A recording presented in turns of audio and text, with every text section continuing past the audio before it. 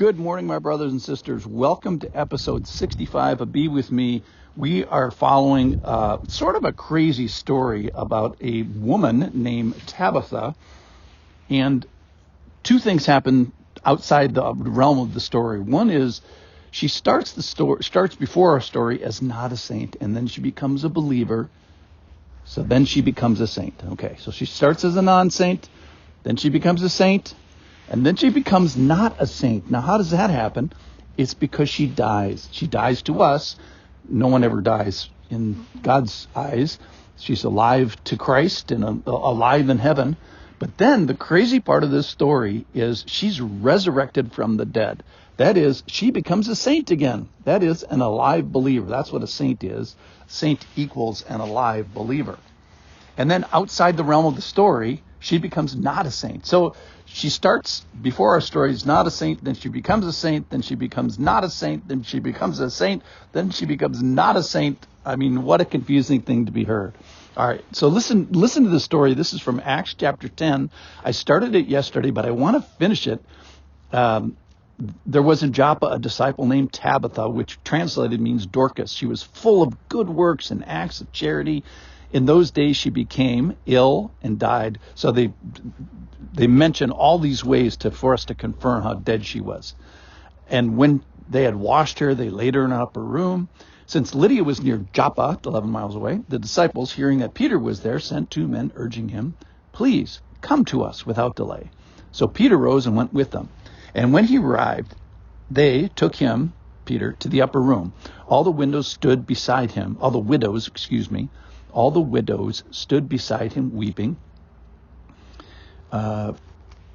So lots of witnesses to her death, and showing tunics and other garments that Dorcas made while she was with them.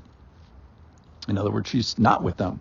Another confirmation of death. But Peter put them all outside and knelt down and prayed. And turning to the body, another confirmation of her death, they say it like 10 different ways.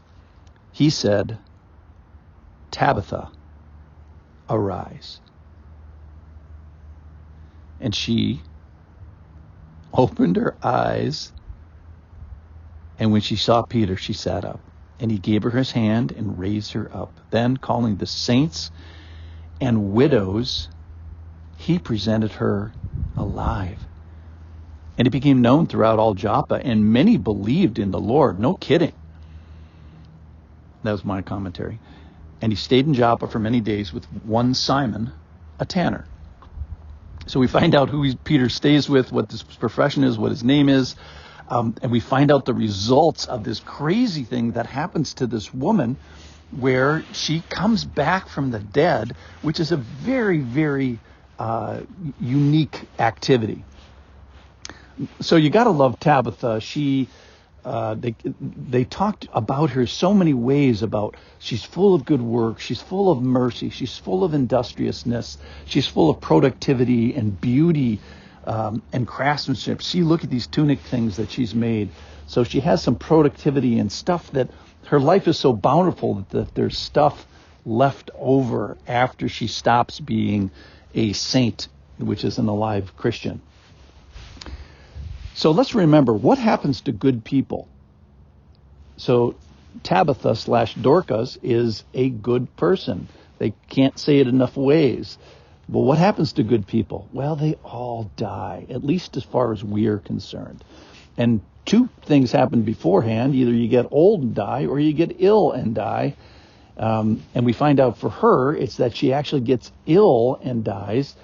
But we still see that God cares. God has got this. That's one of the biggest reasons that Jesus came back, is to take the sting out of death for those who believe. So obviously consider that day so you can live well today as she does. All right, so what do saints do? This is another little tidbit in this thing, is saints surround themselves with saints, other disciples. Saints are alive Christians. Recognize good leadership. Surround yourself with other disciples that are pursuing the Lord like she did.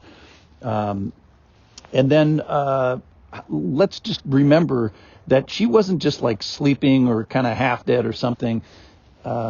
they say she wasn't with them. They say she died. They say she got ill. They say that this has been days since she's been dying, and she's had witnesses and has gone through the whole, maybe not the whole, but much of the grieving process.